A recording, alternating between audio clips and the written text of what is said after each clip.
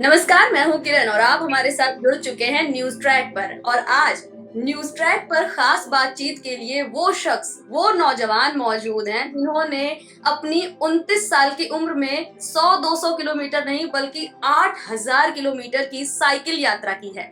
नाम है इनका अभिषेक सावंत, रहने वाले हैं अयोध्या के। और अब हम इन्हीं से जानना चाहेंगे कि आखिर इनके जहन में ये ख्याल कैसे आया कि प्लेन से नहीं, किसी दूसरे पब्लिक ट्रांसपोर्ट का यूज करके नहीं, बल्कि साइकिल से रामेश्वरम तक जाया जाए। सबसे पहले अभिषेक, आपका स्वागत है न्यूज ट्रैक में। मैं किरण हूँ और सबसे पहला सवाल मेरा आपसे ये है कि आपने अपनी फैमिली को कैसे मनाया? क्योंकि देखिए, नॉर्मली ऐसा होता है कि अगर हम अपनी फैमिली से किसी ट्रिप के लिए भी पूछते हैं तो पेरेंट्स का ये होता है कैसे जाओगे, किसके साथ जाओगे, प्लानिंग्स क्या हैं, और वो बाद में कैंसिल हो जाता है। आपने अपने पेरेंट्स को कैसे मनाया कि आप 8000 किलोमीटर, वो भी साइकिल से, और अकेले जाएंगे? जब एक बड़े लक्ष्य की तरफ हम बढ़ते हैं, एक बड़ा अनुसंधान होता है, तो कहीं न कहीं परिवार को बताने में संकोच सा होता है, डर भी होता है कि क्या कहेंगे? क्योंकि आज देखिए हमारी भारतीय संस्कृति में जितने भी युवा हुए हैं, जितने भी दार्शनिक हुए हैं, वो सभी युवा रहे हैं। और अपने परिवार को ही उनको मनाना, आप गौतम बुद्ध को देखिए, विवेकानंद को देखिए, कलाम साहब को देखिए, आप किसी को भी देखिए, परिवार को ही समझाना अपने में सबसे कठिन कार्य होता है। लेकिन मुझे लगता है अगर आपकी स्ट्रैटेजी अच्छी है, क्योंकि अयोध्या से रामेश्वरम जाना एक स्ट्रैटेजी है, प्लान है, उसी तरीके से परिवार को भी समझाना एक प्लान का हिस्सा है। तो शुरुआत ऐसे होती है कि चूंकि मैं यहाँ पर जर्नलिस्ट भी हूँ और टूर गाइड हूँ, तो इस नाते मेरा परिवार मुझे जानता है कि मैं हमेशा कुछ नया करता रहता हूँ। तो मेरे मन में ये विचार चल रहा था काफ़ी दिनों से कि मुझे राम वनगमन पथ पर चलना है। और जो मेरे यात्री आते थे, टूरिस्ट आते थे, मेरे गेस्ट, जब मैं उन्हें अयोध्या के दर्शन कराता था, वो भी कहते थे कि राम वनगमन के बारे में बताइए। तो देखिए, राम वनगमन जब तक मैं खुद जाकर नहीं देख सकता, उसका अनुसरण नहीं कर सकता, उसको विजुअलाइज़ करके सामने लोगों को नहीं दिखा सकता, तब तक मैं कैसे बताऊँगा? तो मेरे मन में ये चीज़ें चलती रह गईं। और एक समय ऐसा आया जब गंडक नदी से शिला आई थी अयोध्या में, आपको मालूम होगा, 2 फरवरी को।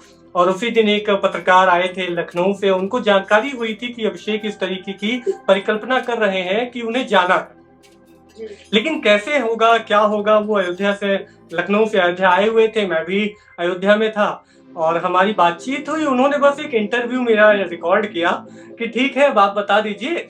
तो जब बात हुई कि डेट कौन सी होगी, तो उन्होंने कहा आप न कहिएगा कि रामनवमी के बाद हम कभी भी जा सकते हैं। तो मेरा भी विचार ही कहीं न कहीं ऐसा ही था।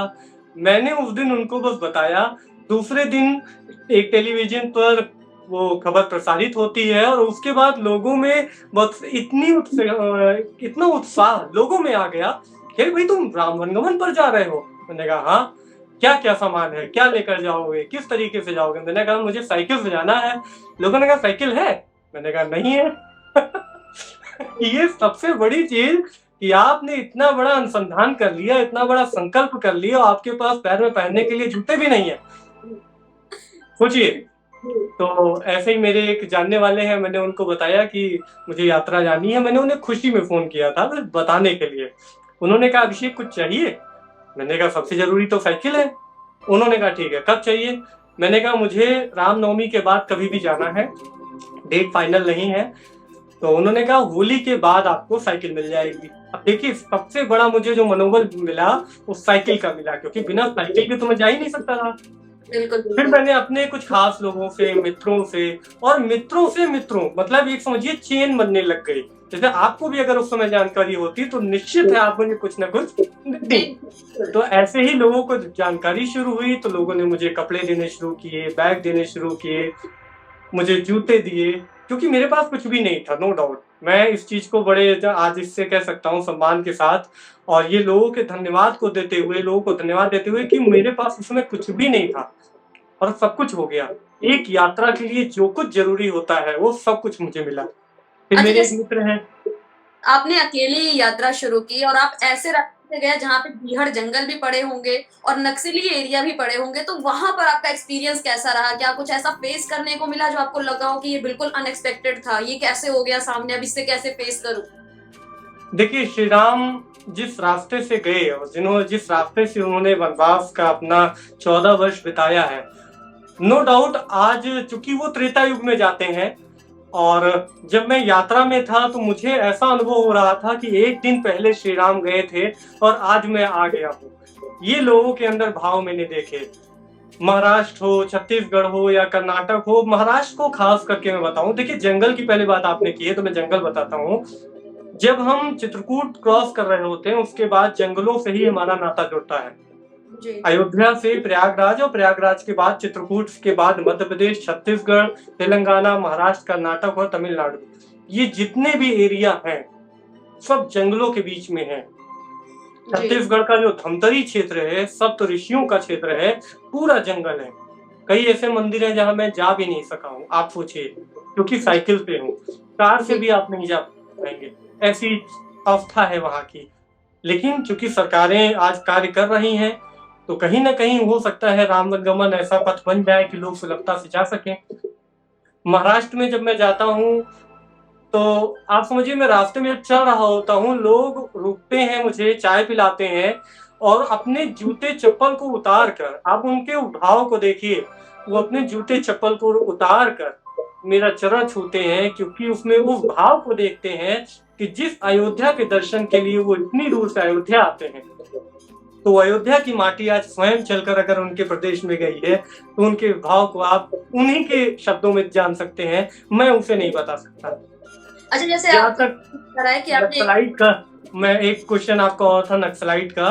देखिए जब कांकेर छत्तीसगढ़ में गया तो वहां पर जाने के बाद मेरी कोशिश थी कि मैं आगे जाऊं, निडर होकर जाऊं, लेकिन कारण कुछ ऐसे हो रहे थे कि मुझे मैप नहीं मिल रहा था। बिना गूगल पर देखे हम किस रास्ते जाएंगे, हम भटक जाएंगे। इस कारण से मुझे प्रशासन से सहयोग लेना पड़ा और वहां मुझे एक बस करनी पड़ी जिससे मैं तेलंगाना गया। यानी 470 किलोमीटर की यात्रा फिर मुझे बस से करनी पड़ी। कारण ये है क्योंकि वहां नेटवर्क नहीं होता। अच्छा, जैसे बताया जा रहा है कि आपने 115 दिनों में अपनी ये यात्रा पूरी की है, तो बीच में खाने-पीने का मतलब देखिए, आप युवा हैं और हम समझ सकते हैं कि बीच में क्या कभी आपके मन में ऐसा नहीं आया कि अरे! अब मुश्किल आ रही है, अब लौट जाना चाहिए? कभी ऐसा डिमोटिवेशन फ़ील हुआ कि अब हो गया, अब नहीं हो पाएगा हमसे? तैयारियों के बीच में और तैयारियों के बीच जाना, ये दो दौर होता है। देखिए किसी यात्रा के दो पार्ट होते हैं, ठीक है? तो जब मैं तैयारी कर रहा था तब भी मेरे पास कुछ नहीं था, तब भी कभी हताशा नहीं आई, क्योंकि ये मालूम था एक दिन जाएंगे, कब जाएंगे नहीं मालूम। लेकिन जब चले गए हैं तब तो एक जुनून है, एक उत्साह है, लोग मिल रहे हैं। अगर मैं 100 किलोमीटर चलता हूँ, 70 किलोमीटर चलता हूँ तो हर 10 किलोमीटर पर अगर मैं पानी पीने के लिए रुकता तो वहां 10 लोग मिलते थे, 20 लोग मिलते थे। वो मुझसे चर्चा करते थे, अयोध्या के बारे में जानते थे, मेरे बारे में जानते थे, मैं उनके बारे में जानता था। ये देखिए उत्तर से दक्षिण के बीच की जो यात्रा है, संस्कृतियों को जोड़ने की यात्रा है। तो लोगों की नजरिए में ये 7-8 हजार किलोमीटर हो सकता है, मेरे नजरिए में सिर्फ 50 से 100 किलोमीटर की ही यात्रा रोज की होती थी। मतलब मैं आप इतने इस चीज़ से धार्मिक और भावनात्मक रूप से जुड़ चुके थे कि आपको समझ में ही नहीं आया कि कब आप अपने 8000 किलोमीटर के इस रास्ते को पार कर गए। अच्छा, बिल्कुल 4 महीने बाद मैं आया हूँ, उसके बाद भी मुझे नहीं लग रहा है कि सच में मैं ही गया था या कोई और है, या अभी कहानी चल रही है। मेरा एक सवाल और था, देखिए इतनी दूरी का जब सफर तय करना होता है तो ऑब्वियस सी बात है, सबसे पहले हमारे दिमाग में आता है कुछ नहीं कर सकते तो एक रिजर्वेशन कर लेते हैं ट्रेन में। आपके जहन में साइकिल से ही जाना क्यों आया? आप कार बुक कर सकते थे या फिर बाइक से भी जा सकते थे, लेकिन साइकिल चुनने का मेन मोटो क्या था आपका कि साइकिल कैसे जहन में आया कि हाँ साइकिल से चलते हैं? देखिए, मैं अगर बहुत ज़्यादा बातें ना बनाते हुए सीधे बोलूँ तो मैं फाइनेंशियली उतना एक्टिव नहीं हूँ, उतना मतलब स्ट्रॉन्ग नहीं हूँ कि मैं कुछ कर सकता। इस यात्रा को मैंने ₹1 में शुरू किया था। नो डाउट मेरे पास पैसे नहीं हैं, आज भी नहीं है। अभी मुझे बहुत सारे अभियानों को शुरू करना है। लेकिन ये लोगों का, कहते हैं ना, ईश्वरीय कोष एक खुल जाता है जब आप अच्छे कार्यों के लिए, गीता में भी लिखा गया, श्री कृष्ण ने कहा है, जब आप अच्छे कार्यों की शुरुआत करते हैं तो ईश्वर को भी धरती पर आना पड़ता है आपकी मदद के लिए। 70 से 80 हजार रुपए लगभग खर्च हुए हैं। न जाने कितने लोगों ने अपने घर में मुझे स्टे कराया है, न जाने कितने ऐसे लोग मिले जिन्होंने कहा कि आप इस होटल में रुकिए, न जाने कितने ऐसे लोग मिले, कर्नाटक में सरकारी आवास में रुका हूँ। तो आप समझिए इस यात्रा को लेकर कैसे एक से एक चेन बनती जा रही है, नेटवर्क तैयार होता जा रहा है, वो मुझे नहीं मालूम कैसे हो रहा है। मैं तो बस एक पथिक हूँ जो चल रहा हूँ अपने गंतव्य पर, और ईश्वर है जो किसी न किसी को मुझे रास्ते मिला रहे हैं। अभी आपने जैसे बताया कि ईश्वर, मतलब एक गाना भी इस टाइम बहुत ज्यादा फेमस हुआ था, पता नहीं किस रूप में आके नारायण मिल जाए। नारायण मिल जाएंगे। कहानी बताई थी जो आप किसी मंदिर में खेत में दर्शन करने जा रहे थे, अचानक ही कोई आदमी आपके पास आता है और फिर वो आपको मंदिर लेकर के जाता है, आपके खाने की व्यवस्था करता है। आप उसके बारे में बताइए क्योंकि वो बहुत इंटरेस्टिंग कहानी है। हाँ, तो जब मैं कर्नाटक के बीजापुर डिस्ट्रिक्ट में अनमेल एक स्थान है वहाँ जाता हूँ, और चूंकि वो एक छोटा सा कस्बा है और रामेश्वर मंदिर का नाम है, और उस दिन सावन का पहला सोमवार था। क्योंकि मुझे ये जानकारी नहीं थी कि आज सावन का पहला सोमवार है, और जैसे ही मैं उस मंदिर से 1 किलोमीटर की दूरी पर होता हूँ तो मुझे एक सज्जन मिलते हैं। वो पूछते हैं आपने नाश्ता किया? मैंने कहा अभी नहीं किया। तो मुझे चाय पिलाते हैं, और वहाँ पर जो है चावल के खिचड़ी टाइप का बहुत अच्छा बनता है, वो बहुत, अभी मुझे नाम नहीं याद है ऐसा क्या कहते हैं उन्हें, तो वो उन्होंने खिलाया। फिर मैं वहाँ से आगे बढ़ा, क्योंकि मंदिर एक खेत में है, गूगल की लोकेशन बता रही है लेकिन रास्ता नहीं दिख रहा है। तो एक व्यक्ति जा रहे होते हैं बाइक से, वो मुझसे खुद आके पूछते हैं कि भाई साहब आप कौन है, क्योंकि मेरी साइकिल पे लिखा हुआ है कि मैं अयोध्या से रामेश्वरम की यात्रा कर रहा हूँ। ठीक है, तो वो मुझसे पूछते हैं आप कौन है, कहाँ से आए हैं, तो मैंने उन्हें बताया। तो मैंने उन्हें बताया कि अभी मुझे ये रामेश्वर मंदिर जाना है। उन्होंने कहा आप नहीं जा पाएंगे। मैंने पूछा कारण क्या है? उन्होंने कहा रास्ता नहीं है। तो मैंने कहा मुझे तो जाना है, मैं इतनी दूर से आया हूँ और दर्शन करना है, और मुझे वहाँ वीडियो बनानी है, समझना है कि कैसा है मंदिर। उन्होंने कहा चलिए मैं आपको लेके चलता हूँ। वो खेत में अपनी बाइक लेके चल रहे हैं। मेड़ होती है ना, मेड़ गाँव में, मेड़ जी के ऊपर बाइक चला पाना, साइकिल चला पाना बहुत कठिन होता है। जी तो वो अपनी बाइक लेकर चलते हैं आगे आगे, मैं उनके पीछे पीछे। मुझे ज्यादा डर है कि बाइक तो पंचर नहीं होगी लेकिन मेरी साइकिल पंचर हो जाएगी। बिल्कुल। मुझे पूरे टाइम पंचर का डर लगा रहा। मंदिर पहुंचते हैं, बाहर से देखा कि बहुत जीर्ण मंदिर है। अंदर जाते हैं तो बहुत एकदम बहुत ज्यादा गंदगी है, लग रहा था 6-7 महीने हो गए या और भी हो सकता है, इस मंदिर में कोई आया ही नहीं होगा। तब तक देखता हूँ कि एक व्यक्ति और आते हैं। वो मुझसे बताते हैं कि भाई मेरी बेटी ने कहा है कि आप मंदिर जाइए। वो कभी मंदिर नहीं जाते थे, उस मंदिर नहीं आते थे, क्योंकि उनकी थोड़ी तबीयत नहीं ठीक थी, तो उनकी बेटी ने कहा था कि आप मंदिर आइए। तो वो हो गए, अब मैं हो गया 3। तो मेरे मन में आया भाई अभी आए हैं, मंदिर इतना खराब अवस्था में है। और मुझे एक बार एक महंत ने जरूर, एक महाराज जी ने कहा था कि भाई किसी मंदिर में जाना, अगर तुम्हें लगे कि वहां झाड़ू लगा सकते हो तो लगा देना। बस ये बात मन में मेरे आ गई। मैंने कहा इस मंदिर को मुझे साफ करना है। हम तीनों लोग लग गए। नीम की वो पत्ती वगैरह, झाड़ वगैरह जो है तोड़ी गई पूरा, चूंकि झाड़ू अंदर नहीं लगाया जाता गर्भगृह में, तो उससे हम लोगों ने साफ सफाई की। मैंने एक वीडियो भी उसकी बनाई है। हम लोगों ने उसकी साफ सफाई की, फूल माला आया, शिव जी का पूरा श्रृंगार हुआ। तो जो आए थे उस समय, उन्होंने अपने घर पे फोन किया, उनके बेटे ने उपमा लेकर, बहुत टेस्टी केला, मतलब बहुत कुछ मेरे नाश्ते के लिए, क्योंकि उन्होंने पूछा था कि आपने नाश्ता किया या नहीं। मैंने कहा अभी नहीं। तो वो लेकर आए और फिर हमने साथ में बैठ के मंदिर में खाया। उसकी मैंने एक फोटो आपको देखिए भेजी भी है। और उसके बाद मैंने बताया कि अब मुझे बीजापुर जाना है, जो वहां से 80 किलोमीटर दूर है। तो मैं वहां से जब निकल गया, तब बीच रास्ते में, चूंकि मैंने एक वीडियो अपलोड की थी, तब मुझे एक फोन आया कि अभिषेक जी आपका क्या सौभाग्य है कि आप सावन के पहले सोमवार के दिन शिव जी का अभिषेक कर रहे हैं, और इस तरीके से आपको सौभाग्य मिल रहा है। ऐसे ही जब किष्किंधा में पहुंचता हूँ कर्नाटक में, तो 14 तिथि है, 14 तिथि को ही माना जाता है कि हनुमान जी का जन्म होता है। आप देखिए, और वो दिन भी 101 दिन है। जब मैं पहुंच रहा हूँ तो वो 101 दिन पे पहुंच रहा हूँ। जी जी, मतलब कुल मिलाकर के सारी चीजें अपने आप ही शुभ होती चली गई। शुभ हो रही है। साइकिल के बारे में बताया कि आपको उस मेड़ पे साइकिल चलाने में डर लग रही थी कि कहीं साइकिल पंचर ना हो जाए। आपकी साइकिल ने पूरी यात्रा में साथ दिया या फिर धोखा मिला कहीं ना कहीं? धोखा शुरुआत हो, धोखा नहीं है। देखिए जीवन का अनुभव इसी से आता है कि जब मेरी पैदल टूटी चित्रकूट से देवांगना घाटी से मध्य प्रदेश सतना में इंटर करने के लिए, तो 15 किलोमीटर मुझे लगभग बिना पैडल के साइकिल चलना पड़ा, पैदल। और वहां लिखा हुआ है साफ साफ, लेपर्ड से सावधान। आप सोचिए, पहली बार मेरी यात्रा में जब मेरी साइकिल तुरंत ही उत्तर प्रदेश से जाते ही टूट गई, इतनी अच्छी साइकिल। तो मेरी आंखों में तुरंत आंसू आ गया। मैंने कहा क्या करूं, क्योंकि वहां से फोन भी नहीं कर सकता किसी को, क्योंकि नेटवर्क नहीं होता है। मुझे बहुत प्यास लगी थी। वहां पर जब मैंने पानी मांगा तो वहां के पानी में थोड़ा सा ऑयल है, लेकिन फिर भी मुझे पीना है। देखिए ये सब कुछ यात्रा का एक अंश है। 15 किलोमीटर में 50 डिग्री सेल्सियस जब धूप होती है, जब कोई घर से नहीं निकलता है, तब मैं पैदल चला हूँ। बहुत कठिन सफर था। फिर अमरावती आश्रम गया हूँ, मैं किसी तरह से पहुंच सका हूँ। फिर मेरी साइकिल की तीली लगातार टूटने लग गई।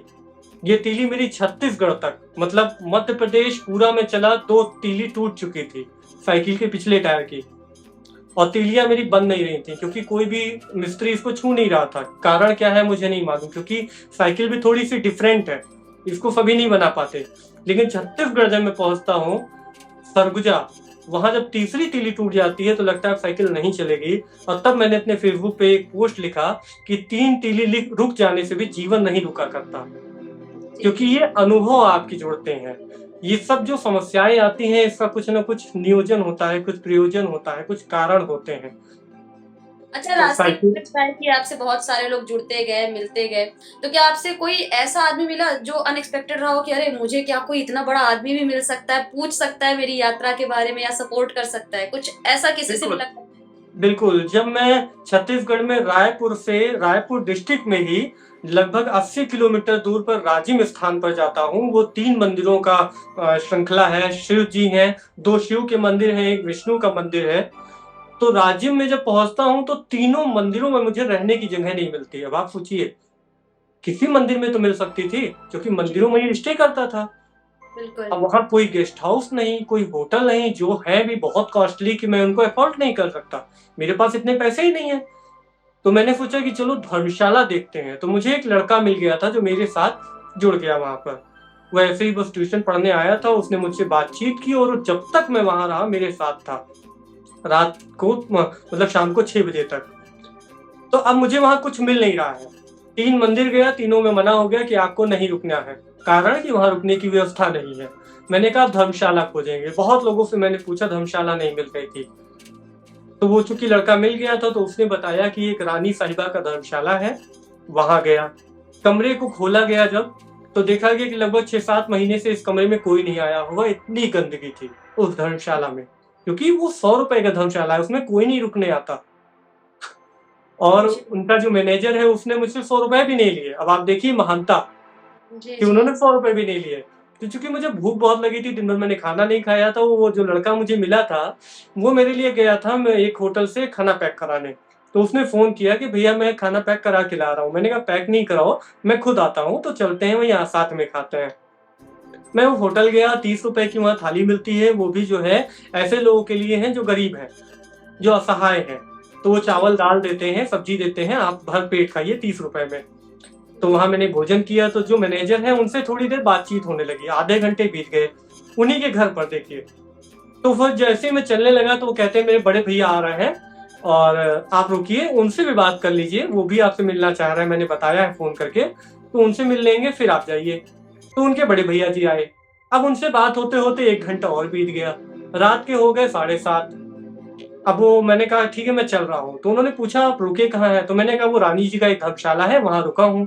क्योंकि उनको तो मालूम ही है उन्हीं के घर के सामने है, क्या जी, अवस्था है, मैं कैसे रात में सोऊंगा, इतनी गंदगी है, बदबू है, सब कुछ है।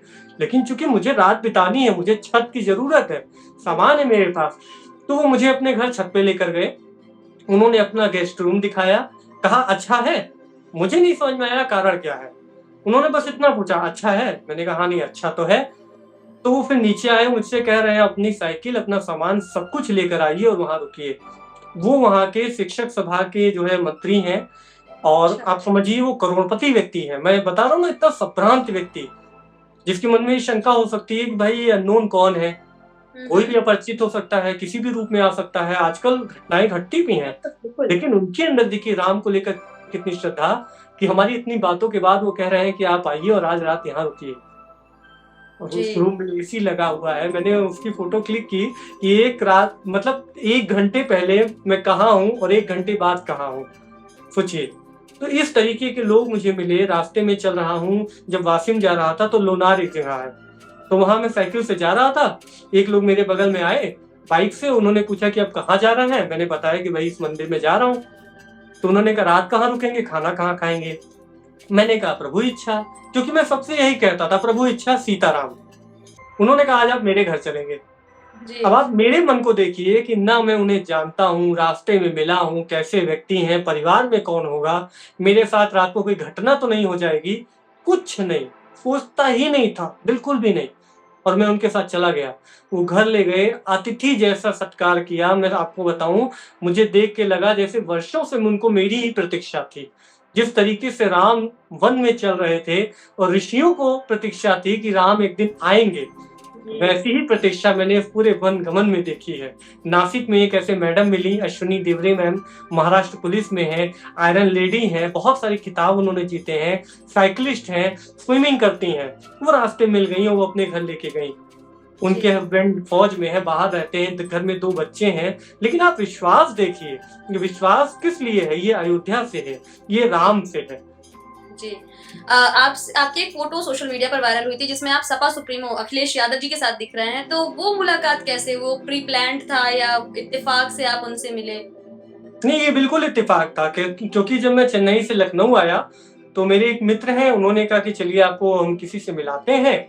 तो वो ले गए, एक आशुतोष सिन्हा जी हैं, उनसे मिलाया, सपा में हैं। और बस उन्होंने मैं सामने उनके साथ बैठा ही हुआ था कि उन्होंने अखिलेश यादव जी को मैसेज किया कि एक यात्री हैं अभिषेक सावंत, जिस तरीके की यात्रा कर रहे हैं।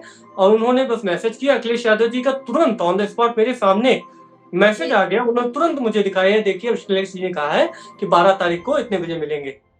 मुझे मतलब प्री प्लान नहीं था। तो मैंने कहा मैं कैसे आऊँ? उन्होंने कहा साइकिल भी लानी है। तो पूरा प्लान बना, फिर अयोध्या से मैं लखनऊ गया साइकिल लेके, बस जी पे का। अच्छा, किसी नेता ने या फिर इस तरह के आदमी ने आपकी कोई मदद की, कहीं पे आपको सम्मानित किया?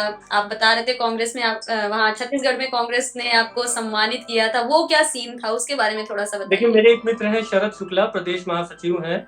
और चूंकि वो अयोध्या में ही रहते हैं, मेरे घनिष्ठ मित्र हैं, तो उन्होंने कहा था जब आप छत्तीसगढ़ जाएंगे तब मैं आपकी मदद करूंगा। तो जब मैं अच्छा वहां पहुंचा, तो उन्होंने निश्चित भरसक मदद की, अपनी पूरी मदद की। वहाँ छत्तीसगढ़ सरकार ने, पर्यटन विभाग ने, अनिकेत बागबारा जी हैं जो वहाँ बहुत सक्रिय नेता हैं, बहुत सक्रिय हैं, मतलब पर्यटन के क्षेत्र में वो सदस्य भी हैं पर्यटन में।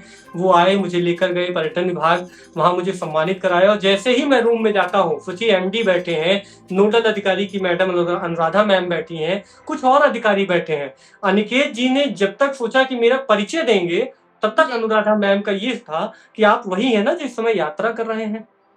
ये मेरे लिए बहुत गर्व की बात थी कि मैं वायरल हो चुका हूँ। मतलब ये कुल राम मिलाकर सोशल मीडिया ने आपकी बहुत ज्यादा मदद की है, जिसने भी बहुत पोस्ट मदद की है। वो आप तक पहुंचा, आपसे बातचीत की और आपको मदद भी दी अपने स्तर तक जितना वो। अयोध्या के ही एक निवासी हैं, पत्रकार हैं, अरुण पांडे जी। उन्होंने मेरा बहुत प्रमोशन कराया, मुख्यमंत्री जी की तरफ से बहुत ज्यादा। ये मतलब 5 से 6 दिनों में लगभग मुझे लगता है 20 लाख लोगों ने देखा था। जब मैं छत्तीसगढ़ में चलता था, लोग खुद कहते थे आप अभिषेक जी है ना। मतलब मुझे इतना अच्छा लगता था। छत्तीसगढ़ में मिला, छत्तीसगढ़ में ही ज्यादा लोग थे जो आपको पहचान रहे थे कि अच्छा ये वही हैं जो अयोध्या से चले हैं। वो मैं एक मंदिर गया था, और वो मंदिर अनूपपुर में है, मध्य प्रदेश में। तो मंदिर में जब पहुंचा तो महाराज जी ने कहा कि मुझे लगता था आज एक भगत आने वाला है। आप देखिए, ईश्वर की कृपा है, ये एक जगह नहीं, ये चूंकि एक जगह का किस्सा मैं बता रहा हूँ, वो ऐसा सब कुछ जगह है। उन्होंने कहा लगा कि मुझे एक भगत आने वाला है। मैंने कहा अच्छा। लेकिन मेरे मन में शंका कि 50 डिग्री सेल्सियस का ये तापमान, दिन में 2:30 बजे कौन आएगा, ये मैं सोच रहा था। लेकिन फिर भी चूंकि मन में आया और शिव ने ये भेजा कि भाई कोई आ रहा है, खाना थोड़ा बढ़ा लो। वो अकेले रहते हैं, फिर भी उन्होंने उस दिन चावल को बढ़ाया और इसकी पत्ता गोभी की सब्जी बनाई थी, उसे भी थोड़ा ज्यादा बनाया था। मुझे भूख बहुत लगी, पहुंचते ही मैंने खाना खाया था। ठीक। तो शाम को कुछ यात्रा आए हुए थे दर्शनार्थी, और वो पूजा करने आए थे, रोज आते हैं वो लोग। तो महाराज जी ने जैसे ही उनको कहा कि भाई ये अयोध्या से आए हैं, उसमें से एक महिला ने कहा आप ना बताइए, मैं इनको जान रही हूँ, इनको इंस्टाग्राम पे देखती हूँ। अच्छा वहां मेरी आंखों में आंसू आ गया कि बताइए ये है, देखिए ये मैं नहीं कर रहा हूँ, मेरे आप पोस्ट को देखेंगे इतनी रीचिंग नहीं है, ये दूसरे कर रहे हैं, है ना। महाराष्ट्र में जाता हूँ, छत्तीसगढ़ की सरकार ने मुझे 11,000 रुपए भी दिए। कहा कि भैया आपकी यात्रा अभी लंबी है, क्योंकि मेरी साइकिल में बहुत प्रॉब्लम आ गई थी। उन्होंने कहा कहिए तो मैं आपको नई साइकिल दे दूं। मैंने कहा नहीं, साइकिल ठीक हो गई है। तो तीसरे दिन मेरे अकाउंट में 11,000 रुपए आ गए। मैं परेशान कि भाई इतनी लंबी रकम कौन दे सकता है। तो काफी लोगों से मैंने पूछा तो पता चला कि पर्यटन विभाग से आया है। आप सोचिए मुझे कैसे पता, क्योंकि मुझे कहा तो गया नहीं था। लेकिन मेरे अच्छा, मित्र वहाँ ने, से रामेश्वरम पहुंचकर भगवान के दर्शन करने के बाद और फिर वहां से अयोध्या आने पर आपके मन में क्या भाव थे? मतलब क्या रामेश्वरम से लौटने का मन कर रहा था या लग रहा था कि अभी ये बस रास्ता चलता ही जाए, अभी पूरा नहीं हुआ है? बिल्कुल मन नहीं कर रहा था कि मैं अभी बड़ा भावुक हूँ, क्योंकि मेरी परसों एक लोगों से बात हो रही थी। मैं कह रहा था कि भाई कुछ ऐसा इंतज़ाम करो कि मैं दोबारा निकल जाऊँ। इंतज़ाम इस तरीके का कि भाई रहने-खाने का हो जाए। कुछ हाँ। ऐसी चुनिंदा जगह हैं जहाँ मुझे दोबारा जाना है, ख़ास करके मध्य प्रदेश, छत्तीसगढ़ में और महाराष्ट्र में। वो एक अलग अनुभव है। वहाँ के लोग बड़े अच्छे हैं, बहुत प्यार देते हैं। आप जैसे ही चित्रकूट क्रॉस करेंगे लगेगा कि राम ने आपका हाथ पकड़ लिया है और वो सभी जगह आपको दिखाना चाहते हैं जहाँ से वो गुज़रे हैं। ये जैसे संस्कृति आप अलग-अलग राज्यों की बात कर रहे हैं, तो मेरा एक सवाल ये भी था कि देखिए हमारे यहाँ भाषाएँ थोड़ी-थोड़ी दूर पर बदल जाती हैं और साउथ की तरफ आप जा रहे हैं तो वहाँ पर तो बिल्कुल ही अलग है। अगर नॉर्मली कोई आपसे बात करे तो बिल्कुल समझ नहीं पाएँगे आप। तो वहाँ पर कैसे मैनेज किया बातचीत करने के लिए या कैसा रहा वहाँ पे? महाराष्ट्र के नांदेड़ जिले की छोटा-सा किस्सा बताएँगे, आपको सुनकर हँसी आएगी कि जब आप गाँव में जाते हैं तो वहाँ हुल लोगों को हिंदी नहीं आती, महाराष्ट्र में। हिंदी कहाँ आती है? पुणे में आती है, मुंबई में आती है, ठाणे में आती है, क्योंकि वहाँ उत्तर भारतीय लोग रहते हैं। लेकिन नांदेड़ चूँकि ये बहुत इंटीरियर जगह है, वहाँ सिर्फ़ मराठी आती है, तो कुछ लोगों ने मुझे रोका, बातें करने की कोशिश की। चूँकि मुझे हिंदी आती है, उनको मराठी थोड़ी समझ में तो आती है, लेकिन उनको हिंदी समझ में नहीं आ रही थी। तब तक एक 10 साल का बच्चा आया, वो मुझसे हिंदी में बात करना शुरू किया। इससे ये समझ में आया कि आज हिंदी हर विद्यालयों में पढ़ाई जा रही है और यही कर्नाटक में है, यही तमिलनाडु में है। जी। सभी विद्यालयों में एक ऑप्शनल सब्जेक्ट हिंदी रखा गया है कि आप उसको पढ़ेंगे और जानेंगे। तो वो जब 10 साल का बच्चा आया, मुझसे बात करने लगा, तो वहाँ लोगों को बताने लगा कि ये कौन है और कहाँ से आए हैं। तब लोगों ने मेरे चरण छूने शुरू किए और जिसके पास जो था ₹10, ₹50, किसी ने चाय पिलाना, खिचड़ी खिलाना, कुछ भी हो। तेलंगाना से महाराष्ट्र जैसे ही धर्माबाद में नांदेड़ जिले में एंटर करता हूँ, एक जगह बैठ के मैं खिचड़ी खा रहा था और मैंने चाय पी। मेरे बगल में एक लोग बैठे हुए थे, उन्होंने मेरा पेमेंट कर दिया और मुझे बताया भी नहीं। ये महाराष्ट्र की संस्कृति है। कम से कम नहीं तो लगभग आप ये समझिए 25-30 हज़ार रुपए सिर्फ मुझे महाराष्ट्र में मिले हैं और ऐसे ही रास्ते में चलते हुए। मतलब लोग मदद करते गए, आपको पता नहीं मदद चला। करते गए। सबसे ज़्यादा मुझे अगर धनराशि मिली है इस यात्रा के लिए, तो वो मुझे महाराष्ट्र में मिली है। एक व्यक्ति नरेंद्र कोरे जी हैं, जिन्होंने अकेले मुझे 40 हज़ार रुपए दिए हैं। अलग-अलग तरीके से, क्योंकि उन्होंने मेरी फ्लाइट का टिकट कराया। मैं उनके घर गया था, मैं उनको जानता नहीं हूँ, बिल्कुल नहीं जानता, ना वो मुझे जानते हैं। बस एक बार व्हाट्सएप पे उनसे 2017 में बात हुई थी कि अभिषेक जी आप बहुत अच्छा काम करते हैं, 2017 में, आप सोचिए। जी। और कभी अगर आप बॉम्बे आएँगे तो आप मेरे घर ज़रूर आइएगा। तो पूरी यात्रा को देख रहे थे। उनका घर मेरी इस यात्रा से काफ़ी दूर था, लेकिन चूँकि मुंबई में जब मैं पहुँचा तो पता चला कि गोरेगाँव में भी एक प्रोग्राम रखा गया है। तो गोरेगाँव गया, वहाँ से उनका घर जो है 16 किलोमीटर। तो मैंने सोचा कि भाई इतनी दूर आए हैं और जिनको मैं जानता भी नहीं हूँ, इतना प्यार से बुला रहे हैं और भारी बारिश हो रही है, फिर भी मैं उनके घर गया। तो उन्होंने पूछा आज का क्या कार्यक्रम है? मैंने कहा अभी मुझे मुंबई यूनिवर्सिटी जाना है। तो वो मुझे कार से लेकर गए, क्योंकि बारिश बहुत हो रही थी। लेकर आए, फिर पूछे अब कहाँ आपको जाना है? मैंने कहा अब तो कहीं नहीं है, मुझे आगे की यात्रा निकलनी है। बोले अभिषेक जी आज आप रुक जाइए। सोचिए एकदम अननोन व्यक्ति हैं। इतना अच्छा माहौल, इतने अच्छे संस्कारों से उन्होंने मुझे सुसज्जित किया। वो संस्कृति है वहाँ की, महाराष्ट्र की। जब मैं शाम को उनसे बात कर रहा था, तो उन्होंने पूछा अच्छा आप वापसी कैसे करेंगे? मैंने कहा देखिए मन तो मेरा फ्लाइट का है, लेकिन पैसे नहीं है। बड़े जो था मैं खुले मन से बोलता था। मैंने कहा मन फ्लाइट का है, पैसे नहीं है तो ट्रेन से जाएँगे। उन्होंने कहा रामेश्वरम पहुँचने से 10 दिन पहले ही आप मुझे बता दीजिएगा, मैं आपको आपकी फ्लाइट बुक कर दूँगा। अब उन्होंने मेरी फ्लाइट भी बुक की, मेरे रामेश्वरम से चेन्नई का ट्रेन का भी टिकट बुक किया सेकंड एसी में, ₹1500 वो, प्लस जी। फ्लाइट का ₹7000, ₹11,000 उन्होंने मुझे लिफाफा दिया था जो 4 दिन बाद मैंने खोला था। मुझे लगा ही नहीं था कि मतलब क्या होगा, ठीक है 150 होंगे, मैंने रख दिए होंगे, लेकिन जब मैंने खोल के देखा तो ₹11,000। मैंने कहा बताइए।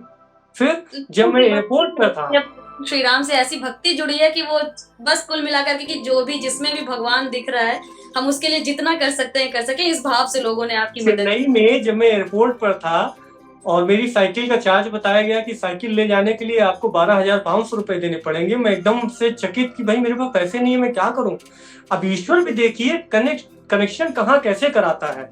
मैंने तुरंत उनको फोन किया कि भैया ये प्रॉब्लम हो गई है और साइकिल का चार्ज 12,500 बताया जा रहा है। उन्होंने कहा कोई बात नहीं, अपना अकाउंट मुझे भेजो। देखिए विद इन सेकेंड, कुछ नहीं, अपना अकाउंट नंबर भेज दो।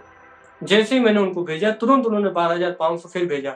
अब आप कैलकुलेट करके देख लीजिए उन्होंने मेरे लिए कितने पैसे खर्च कर दिए। मेरा उनका कोई रिश्ता नहीं है। कुल मिलाकर आपकी जिंदगी में ये एक ऐसा अनुभव था जिसे आप बार बार महसूस करना चाहेंगे, एक बार से मन नहीं भरने वाला इससे। अच्छा, अब आपका कोई नेक्स्ट टारगेट आप बता दीजिए कि आप आगे क्या करने वाले हैं, किस चीज का इंतजार करें लोग आपके लिए। देखिए पहले तो मैं बताऊं कि चूंकि इस यात्रा को करने के बाद मुझे 3 नाम दिए गए हैं। 3 नाम। पहला नाम है रामानुगामी, यानी कि राम के पथ पर चलने वाला, उनके पथ का अनुसरण करने वाला। जी फिर दूसरा नाम मुझे दिया गया है साइकिल गुरु।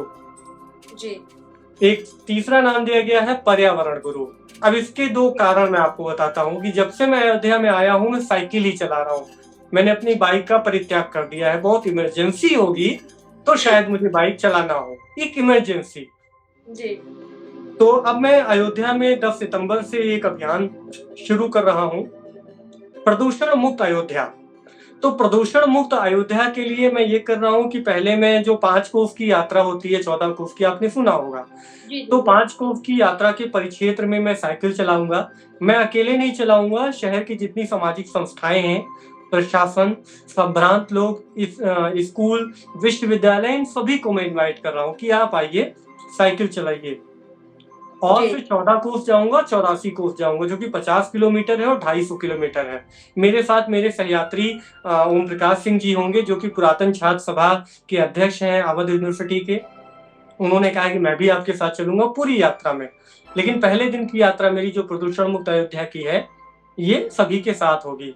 इसी तरीके से अब मैं पूरे कार्यक्रम रखूंगा। जो अयोध्या में 60 वार्ड हैं नगर निगम के, इन 60 वार्डों में मैं एक एक वार्डों में जाकर कैंपिंग करूंगा और प्रदूषण मुक्त अयोध्या, स्वच्छ अयोध्या, स्वस्थ अयोध्या को लेकर जितने भी मैं कार्य स्वयं से कर सकता हूं वो मैं करने की कोशिश करूंगा। सरकार अपने स्तर पर कर रही है, वो निश्चित अच्छा है, लेकिन मेरा भी कुछ अपना मॉडल है, मेरे भी अपने कुछ तरीके हैं, मेरे भी कुछ अपने विचार हैं, और दूसरों के विचारों को भी मैं कैसे आगे ला सकता हूं, इस पर कार्य करूंगा। फिर ग्राम पंचायतों में जाऊंगा। अयोध्या में जितने भी गांव हैं और उन गांव की जितनी भी ग्राम पंचायतें हैं, तो मैं घर से निकल जाऊंगा, घर वापस नहीं आऊंगा। अच्छा हर गांव में, हाँ, 6-7 गांव की एक ग्राम पंचायत होती है। जी अब एक गांव की ग्राम पंचायत में जाऊंगा तो बाकी गांव के कुछ विशिष्ट जन जब आएंगे, एक सभा होगी, चर्चा परिचर्चाएं होंगी, लोक संस्कृतियां साझा होंगी, शाम को हम लोग बैठेंगे, एक परंपरा के अनुसार लगेगा कि आज एक त्योहार मनाया जा रहा है। त्योहार मनाने का कोई दिवस नहीं रखूंगा, लेकिन वो एक त्योहार होगा। इस तरीके से मैं अयोध्या के सभी गांवों में जाकर कैंपिंग करूंगा, लोगों से मिलूंगा। मतलब अयोध्या को जानना है तो अयोध्या के बीच जाना होगा, घर में बैठ के नहीं होगा। बिल्कुल। चलिए, हम उम्मीद करते हैं कि आपके ये जो भी आगे के मिशन हैं वो पूरे हों और अच्छे से हों, कोई भी बाधा इसमें ना आए। और हम उम्मीद करते हैं ऐसे ही बार बार आप हमसे इंटरव्यू देने के लिए जुड़ते रहें, आपका काम इतना ज्यादा लोगों के सामने उजागर हो। बहुत बहुत शुक्रिया हमें समय देने के लिए। बहुत बहुत और धन्यवाद। आप अगर अभिषेक के बारे में या फिर ऐसे ही और लोगों के बारे में जानना चाहते हैं तो बस बने रहिए न्यूज ट्रैक के साथ।